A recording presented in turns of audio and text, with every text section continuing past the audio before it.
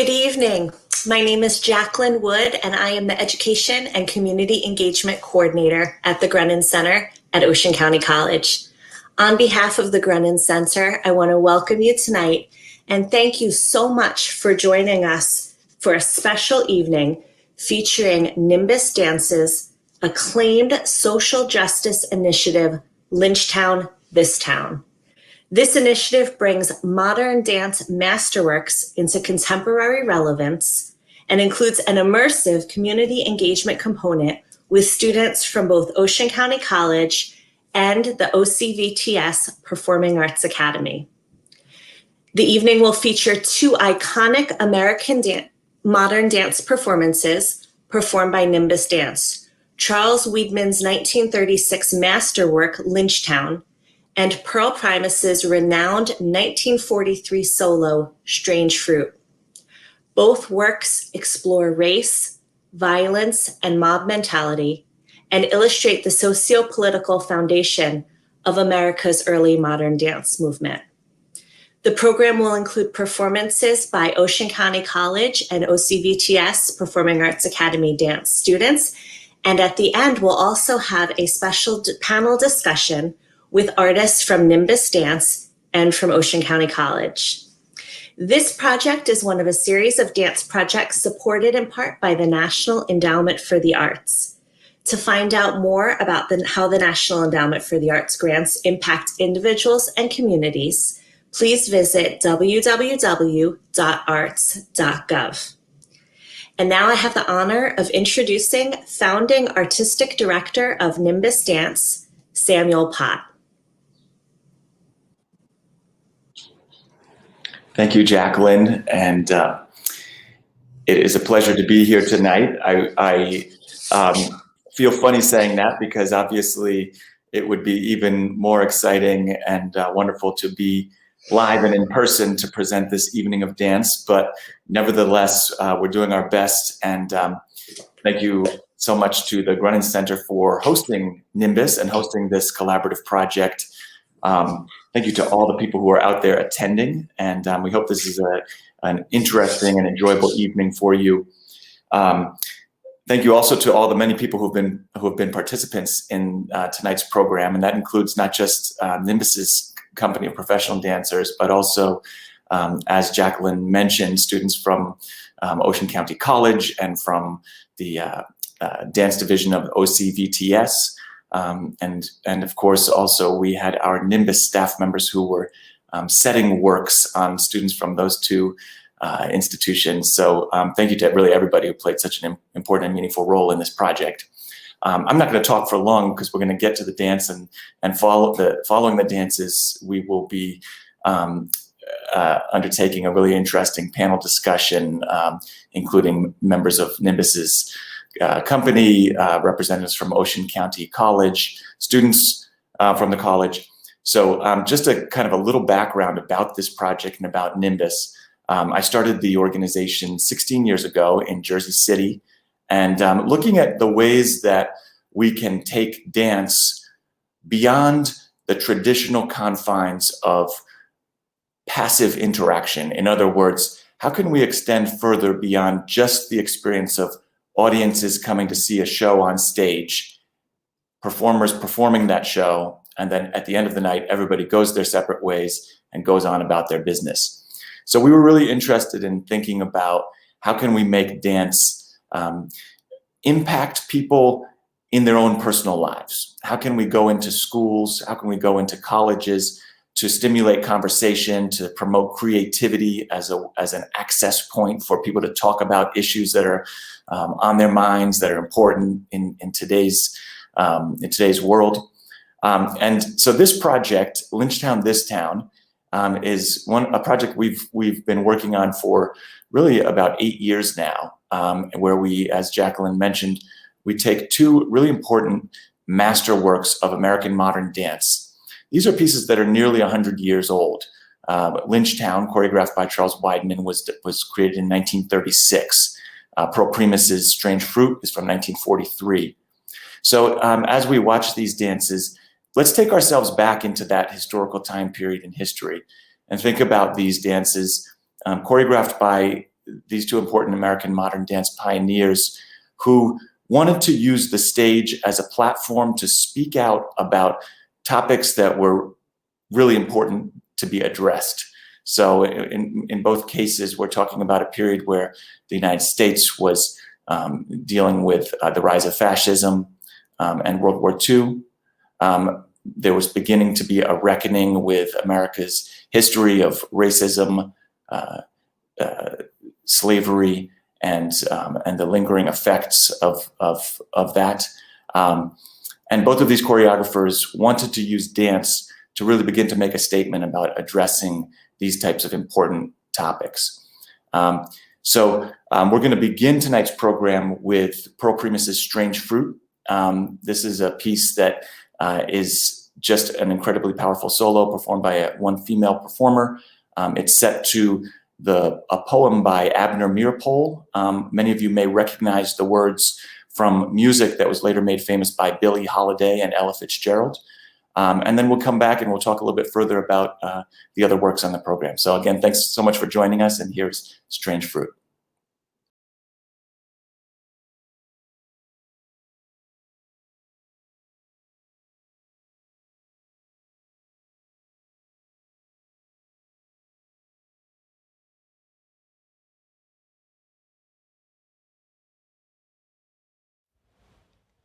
A party, an exciting party, a joyous shouting party, a lynching party. A man has just been lynched. The revelers are leaving the scene, and as the last person leaves, she turns and looks and is caught by the horror of reality. A man has just been lynched.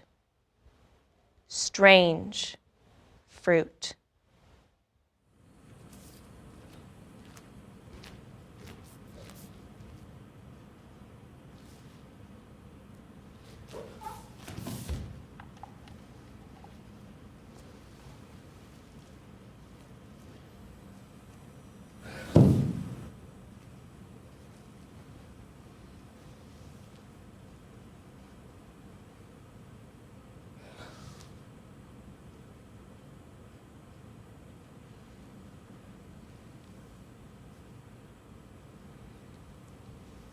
Southern trees bear strange fruit.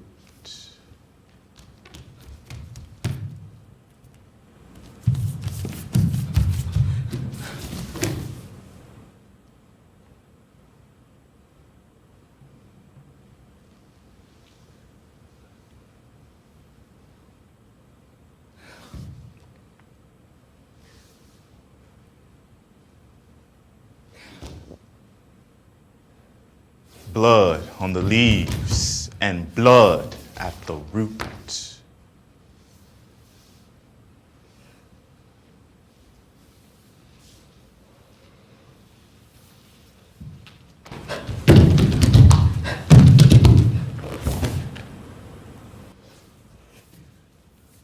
Black bodies swinging in the summer breeze.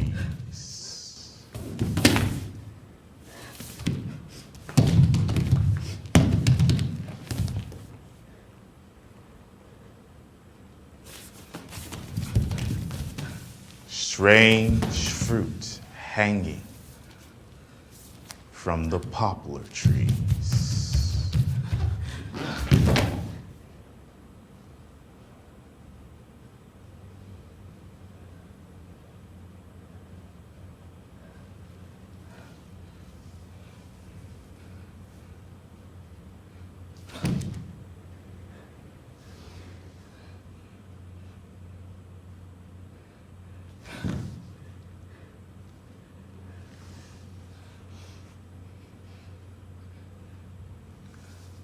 Pastoral scenes of the gallant South.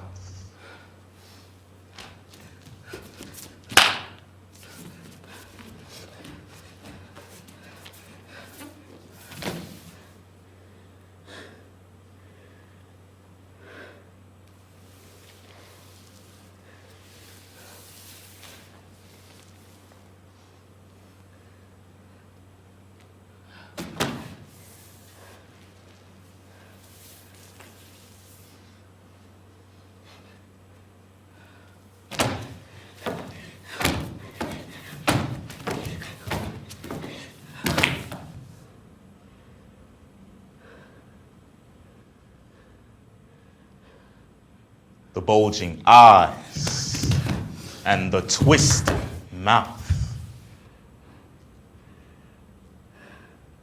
Scent of magnolia, sweet and fresh.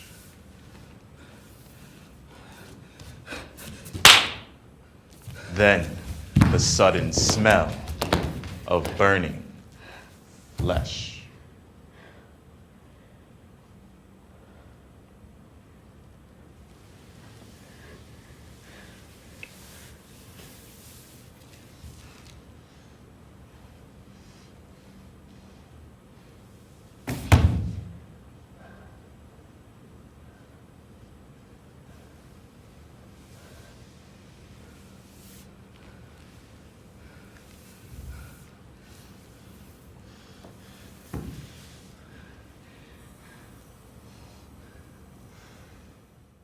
Here is a fruit for the crows to pluck, for the rain to gather, for the wind to suck, for the sun to rot, for the trees to drop.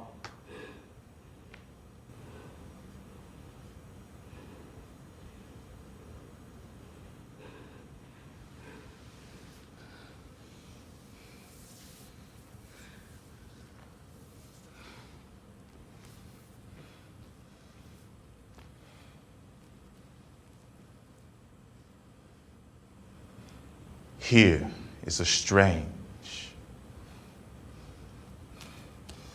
and bitter crop.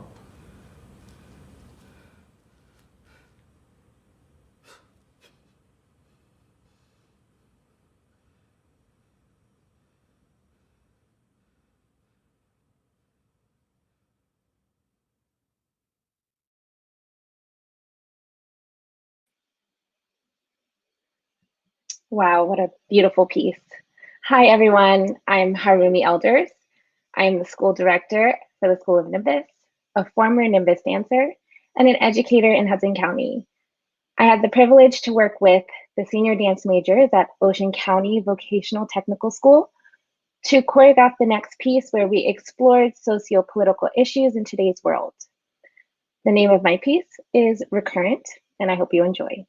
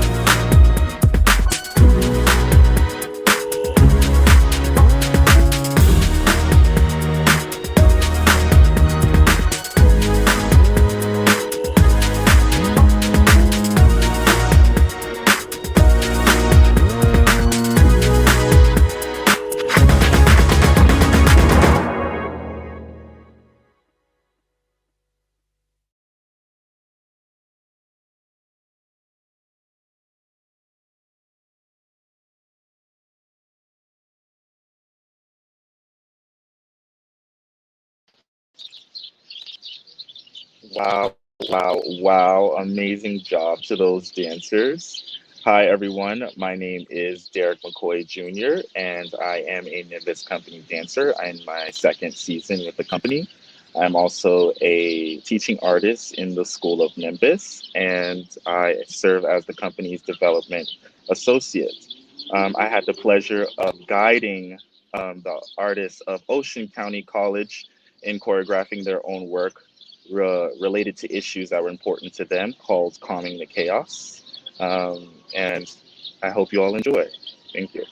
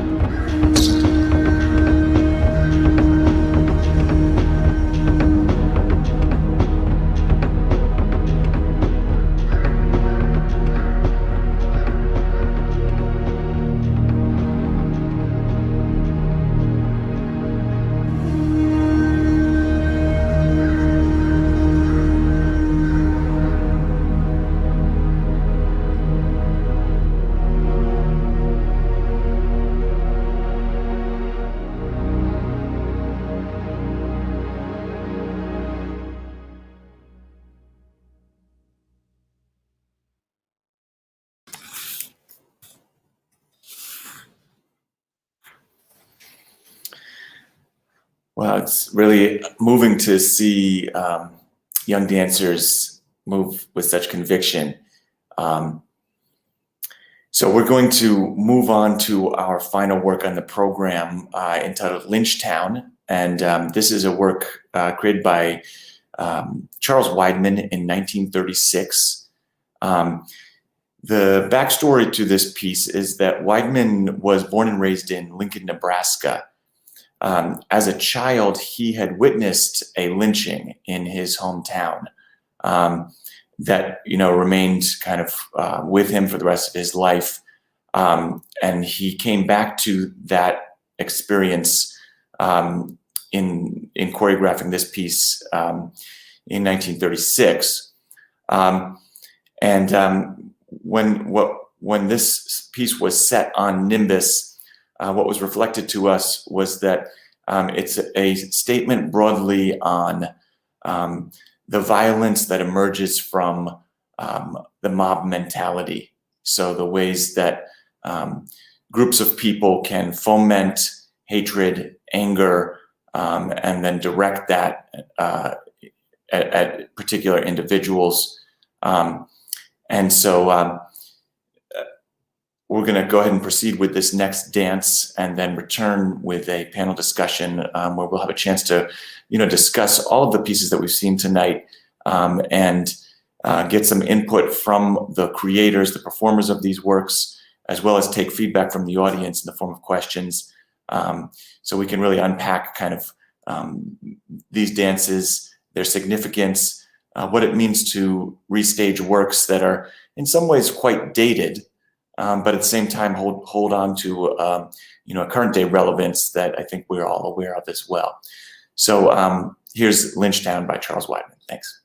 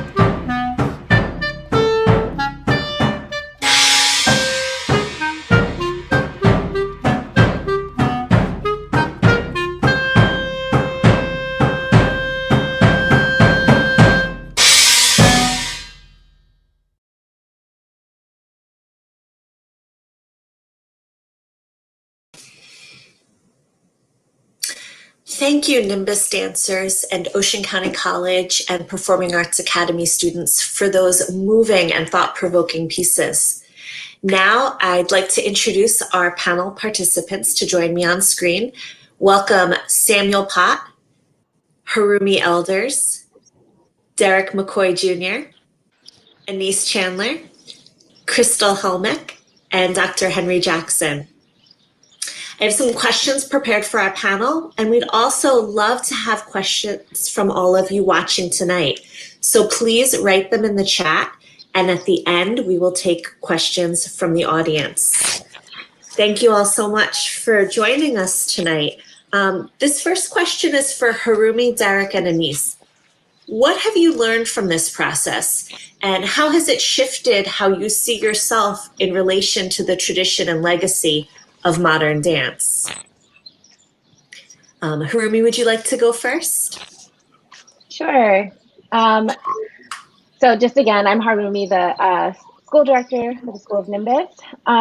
So for this question, when I was first asked a very similar question, I really had to dig deep and think about what felt authentic to my experience. And the word that kept resonating with me was relevance. And the idea that dance as a platform for social justice will always be relevant. During the creation process of my piece, I chose not to pick one single social justice topic to discuss and to focus on. Rather, I chose to allow the dancers to create and choose their own narrative based on what social issues they were passionate about.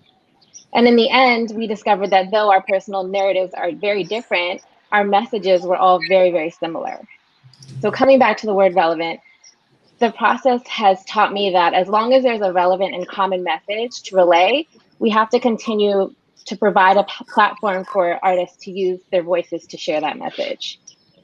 Personally, the word relevance resonated with me because the social justice narrative that I chose was Black Lives Matter and police brutality, which in my interpretation is a very, very similar narrative to what we saw and what we're seeing and hearing in both Strange Fruit and Lynchtown. And though the situations may be very different from the 1930s, the message that Black Lives Matter is still very, very relevant today. So for me, relevance and continuing to create a platform to shine light on these social justice issues is what I've learned and what I can take away from my process. Thank you, Harumi. Derick, would you like to go next? Yes, again, my name is Derick McCoy Jr., and I'm one of the Nimbus Company Dancers, Development Associate, and Teaching Artist. In this process, I think it was sort of a revisit to the role of the artist as a leader and a change maker. I think giving away some secrets, when the Ocean County students first watched the film, they weren't forthcoming with responses or their reactions, and that made me think that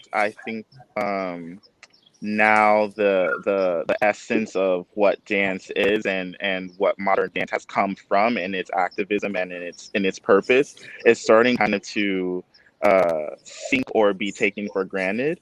And that made me think about my own training as a dancer, and I'm heavily modern trained, and to the history that I've learned from my teachers at Aanyse.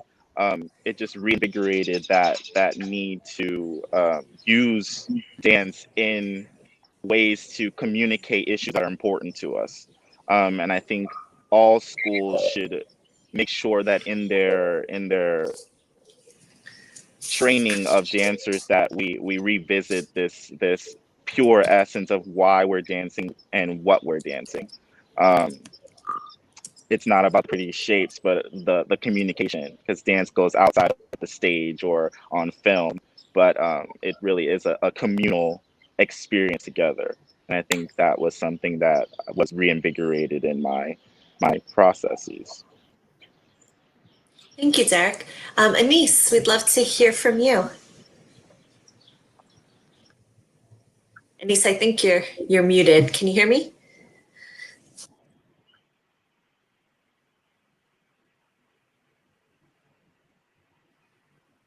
For my process, being a part of Strange Fruit, it is a dated piece, but the message is still very much relevant to today's time and what Black people go through today. Not just Black people, but honestly, everyone. We go through hardships and we go through times of need where we need each other, but also just need to express ourselves. And so I feel like Strange Fruit was definitely a great time for me as a Black woman to express myself, not verbally, of course, but through movement. But it allowed me, and I feel as though other Black people, to be able to have a voice. So often we are muted and we are told, push that aside, it's going to be okay. But some things just aren't okay. And I feel like Strange Fruit was that place for me to express that, our sadness, our anger, our happiness, our confusion, and share that with the world. Thank you. This next question is for Harumi and Derick. You have each played dual roles on this project, both having performed the repertoire of classic modern dance works, Strange Fruit and Lynchtown, and also in this project having passed along aspects of these works and the tradition of social and political activism to groups of younger dancers. Can you tell us about your experience engaging from both of those perspectives? Harumi, would you like to? Oh, Derick, go ahead. Yeah, I can start with this. Learning Lynchtown versus trying to create something new with the same message was very interesting for me. Just having those two things simultaneously happening at once. I think, like I was alluding to, it's sort of easy for us to just think shape or think, let me just get through this thing. But when we start to reflect on what we're actually saying, then the process sort of slows down. It's a little bit of a humbling experience. And classical modern dance vocabulary is not an easy feat by any means on the body. So then you have that aspect also weighing in, and then you're trying to convey this message. It's really it was a check-in. It was a big check-in for me to reassess and reevaluate my thought processes and what's important to me as I'm dancing. And I sort of tried to relay that to the dancers as we went into our rehearsal process. I made it priority that they created this work. So the movement vocabulary came from them. The intention came from them. So I think I wanted it to be as impactful for the dancer as it is for the viewer in terms of message and carryover. And I think that was my sort of backwards way in to make this works that are relevant but still keep the same message. Great, thank you. Crystal, can you tell us about your experience? How has this approach to creating dance been different for you, and what have you learned? Well, it's definitely been different because a lot of times, we're just told what we're performing or, what we're learning. And like he said, he kind of put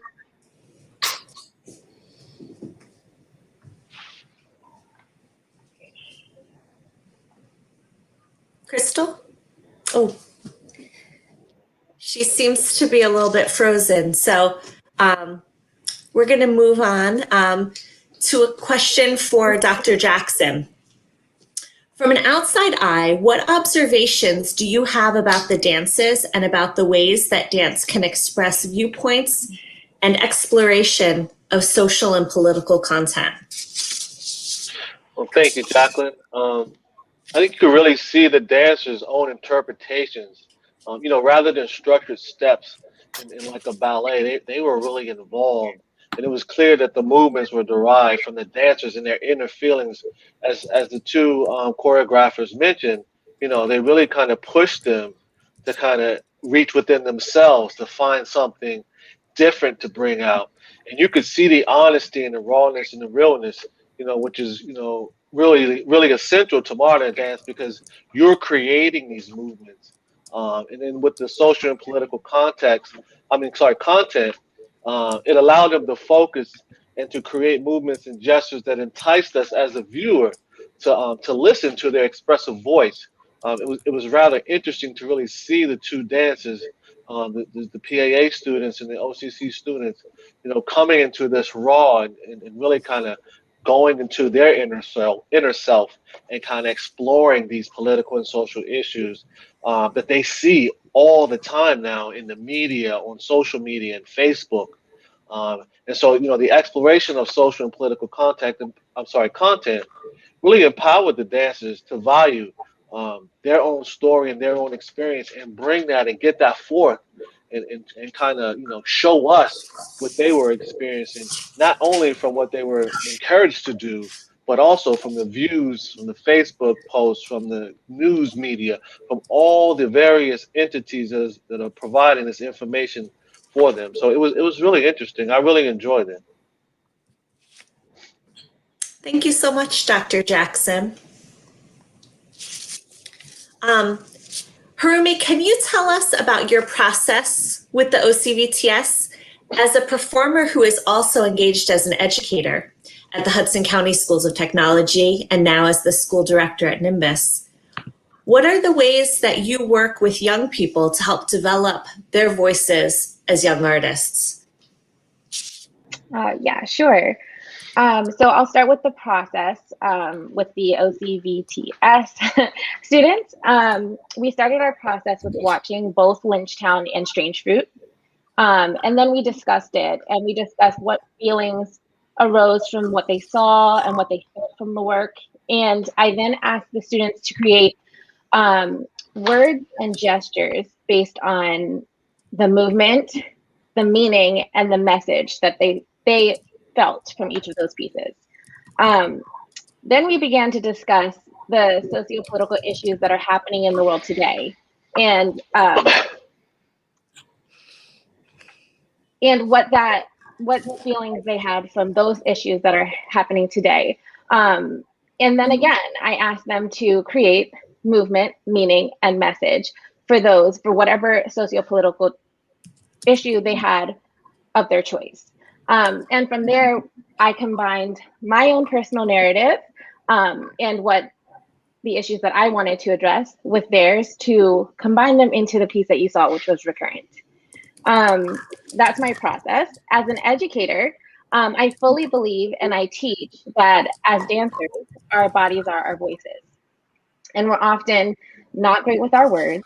We're not great with communicating sometimes and, talking about how we're feeling. So we use our art form as our voice. And as we mature as artists, we grow closer and closer to identifying what that voice is. And we begin to listen to what it's trying to say. And I believe it's my job and it's our job as educators to create a safe environment for dancers to connect deeper with that voice. And I try as an educator to allow my students to feel safe and comfortable to explore finding their voice and begin to develop a relationship with listening and trusting what their artistic voice is trying to communicate with them. Harumi, thank you so much. I think a lot of that cuts to what we're trying to do with our educational programs at the Grunin Center. We love being able to bring in artists such as yourselves and create a space where students can learn from them and express themselves as well and be part of it. So I'm so glad we were able to do that through this program.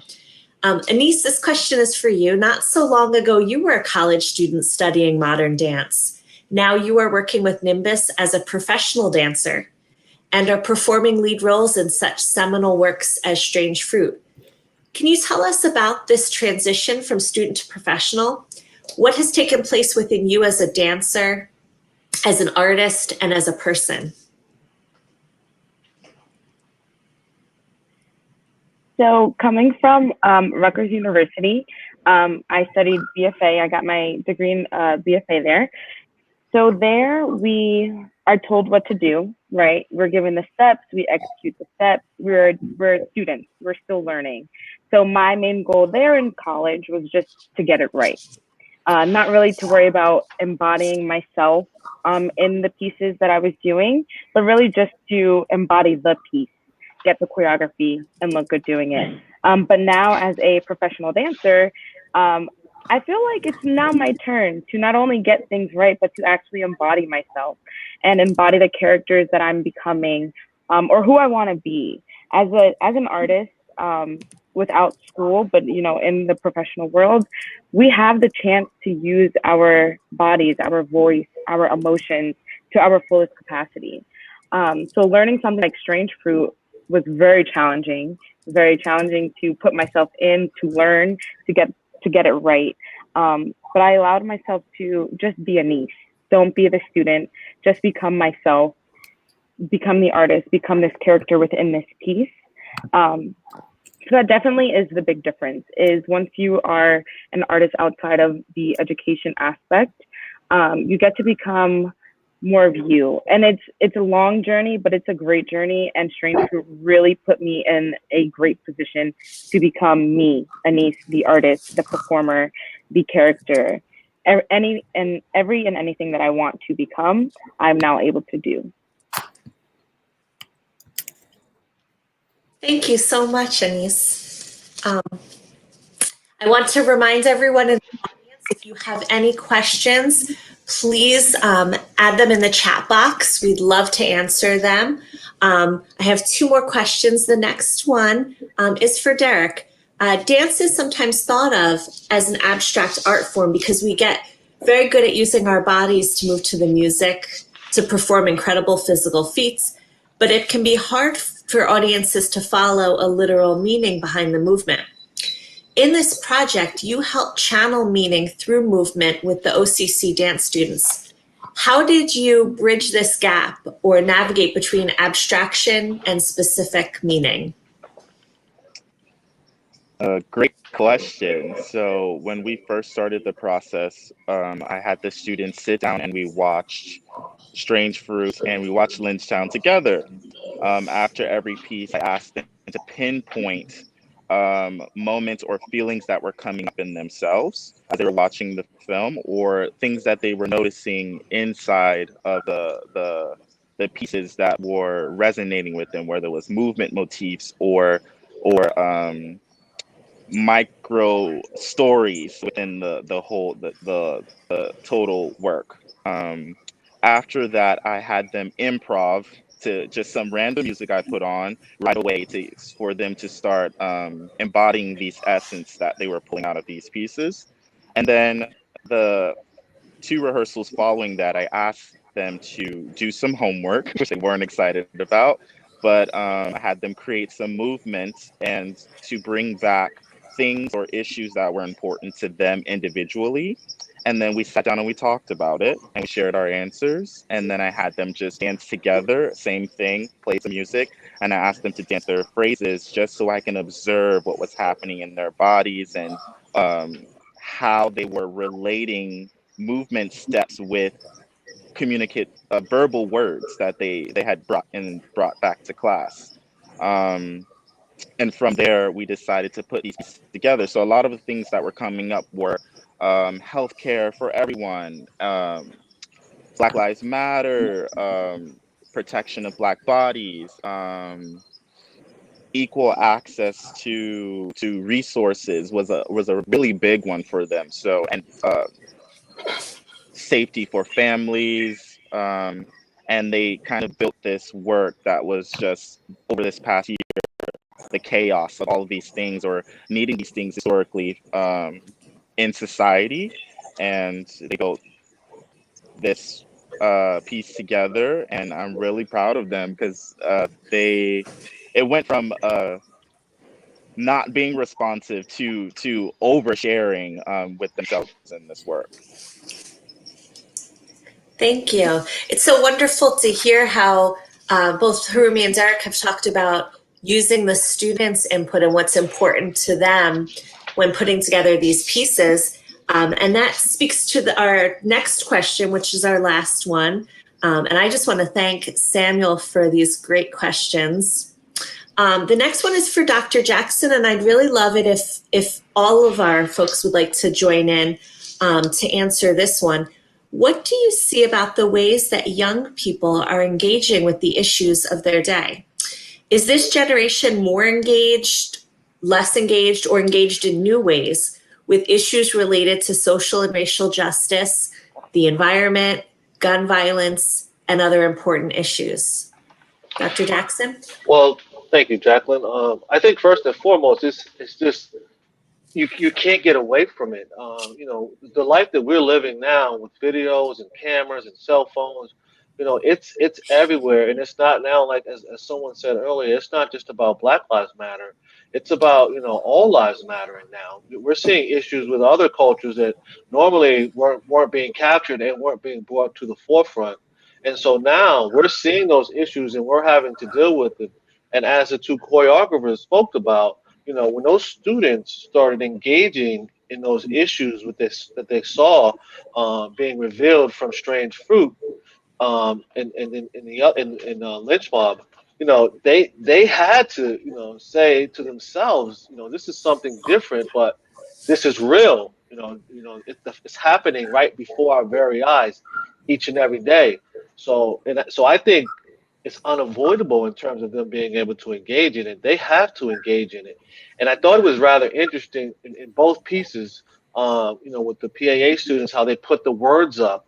They brought their own piece, equality, and sympathy, and empathy, and all those words that they brought up really kind of showed another way of them vocalizing how they feel through dance.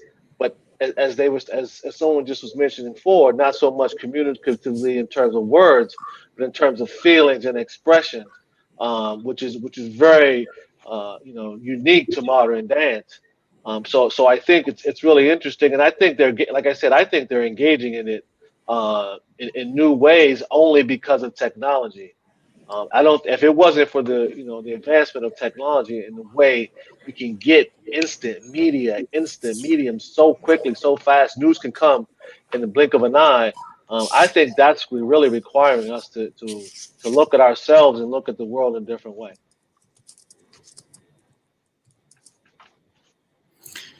I'll jump in and make a comment as well. Speaking about kind of technology and advancement, the reality that young people live in today, as compared to, I grew up in the '80s.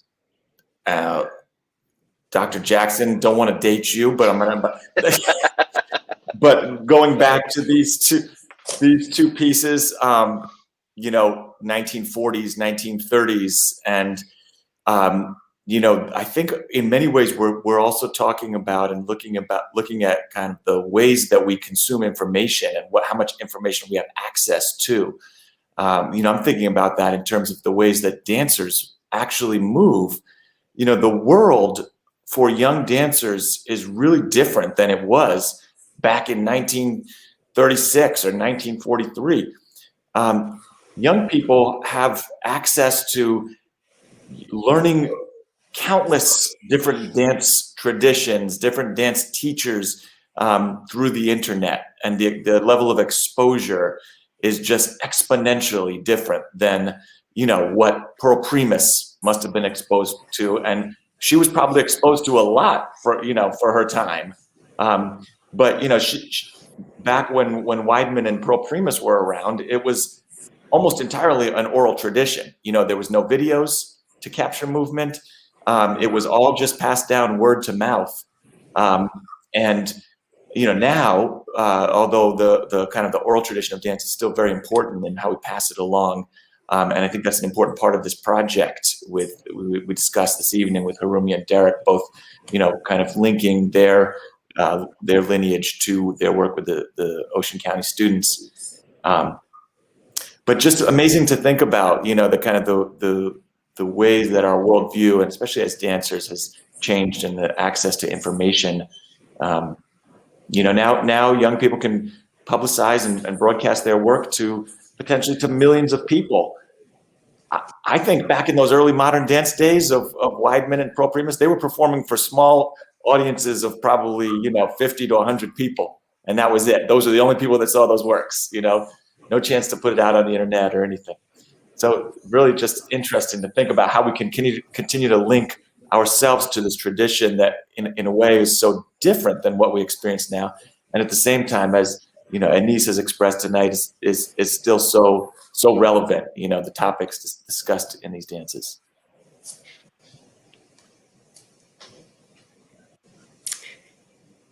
Derick, Harumi, or Aanyse, would you like to add anything? Yeah, I'll add something. As far as, you know, kids today being engaged, I fully agree with Dr. Jackson and what Mr. Pott was saying. I think that they can't get away from it. You know, we're all on our phones and we see everything, and it's across the generations, which is a blessing and a curse. You know, we all have to be exposed to it. And, you know, as a high school teacher, I have the most enlightening conversations and learn so much from my high school students, you know, and I think that they want to share it and they want to talk about it, but it's just about giving them the platform to do it. And in my experience with the Ocean County students, you know, at first the conversation was very uncomfortable.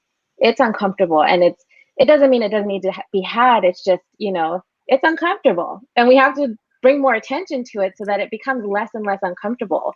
But as the time went on, I did choose to allow them to keep their narratives private throughout the process so that they could connect to it themselves. And then by the end, it was similar to Derick. We had another conversation at the end. We circled back to the same topics, and it was just, you know, I was like, you know, guys, I would love to talk to you all day, but we got to end class. They just wanted the opportunity to talk about it if they're given the opportunity to do it. So I do believe that they're more engaged. Yeah. It's so wonderful to hear, and I really appreciate y'all making a space for the students where they do feel like they could be personal and engaged and part of it. And it is amazing. I mean, who thought we'd all be here online sharing these dance programs and our conversation? While we all wish we were in person at the Grunin Center, that technology that allows students or young people to share widely on the internet is also allowing us all to be here tonight. So I'm so glad for that. I want to thank those who are writing in. I see a few messages we have, and we have a question. So first I lost our comment, but we had a wonderful, from Patricia Miller said, I absolutely loved your performances and they brought tears to my eyes. Thank you, Patricia, for sharing. And then, and forgive me if I'm mispronouncing your name as someone who's often called Jaclyn. I understand that. So Nietzsche Nolan asked, in what ways do you feel visibility was created on these issues through teaching and learning these pieces?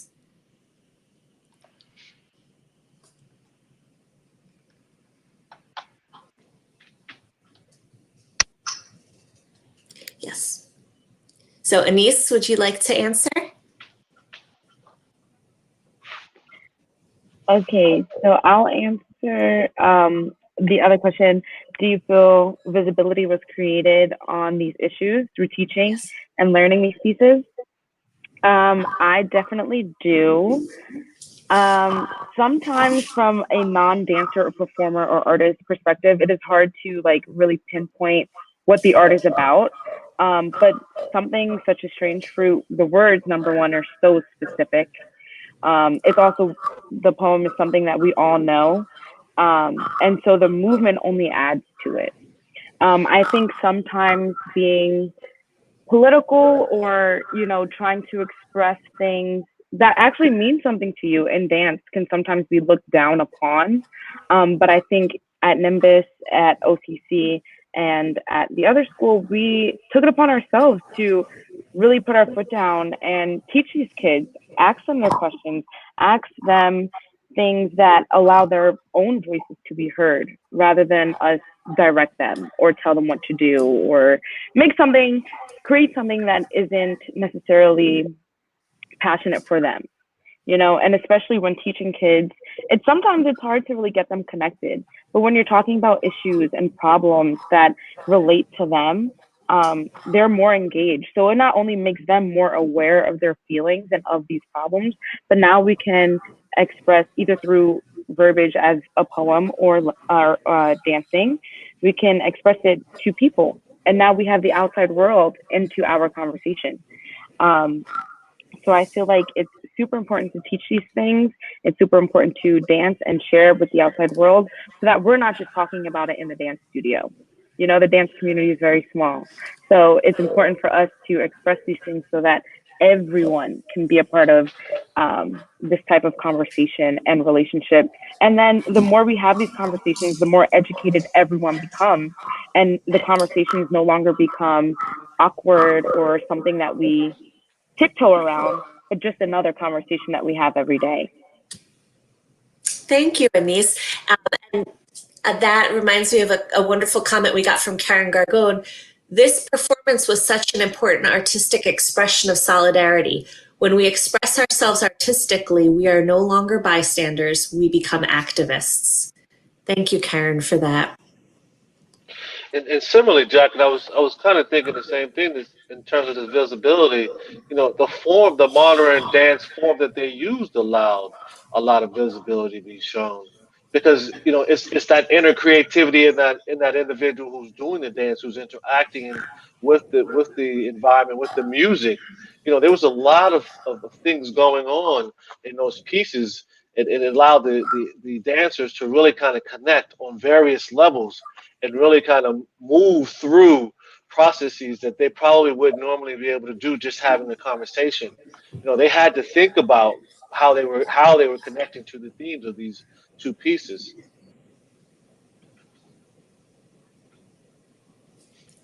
Yes, Dr. Jackson. We don't have any additional comments or questions. So I'd like to ask everyone on the panel if there's anything else you'd like to add or share with our audience that we haven't asked you about yet. Jack, I would just like to thank Sam, Harumi, Derick, Aanyse, and Crystal for coming to OCC and giving us the opportunity to participate in these forums. You know, we really enjoyed being a part of this, and this is really important. You know, bringing this type of artistic movement to OCC and allowing us to see it in different ways. As I said, social media and the news is bombarding us, especially during the COVID-19 pandemic. But to allow us to kind of come together and really see it in a more, I don't want to say pleasant, but more artistic, and really kind of allow us to engage and understand and get their message and understand what you guys are trying to get across. I really thank you guys for coming here and allowing us to be a part of this. Thank you, Dr. Jackson. Thank you, Jaclyn. Thank you, Grunin Center. Thank you to all the backstage people that made this event possible. We really appreciate you opening the doors to us. And, you know, speaking of solidarity, it's great to have two New Jersey organizations working together to lift up these conversations and, you know, lift up the young artists coming up. So thanks so much for your partnership with that. And it's been a great conversation, a great evening. Yes, thank you all so much. This will be the first of hopefully many programs that we do with Nimbus. So we want to thank you all for everything you did with our students. Thank you, Samuel. Thank you, Harumi. Thank you, Derick. Thank you, Aanyse. Thank you, Dr. Jackson. Thank you, Crystal. I'm sorry that we lost you. We really appreciate you being here tonight to speak with us. I want to again thank the National Endowment for the Arts for your support of this program. And I want to thank everyone who has joined us tonight to be a part of it. So I wish you all the best, and I hope you have a wonderful night. Thank you all so much. Thank you. Everyone have a great weekend.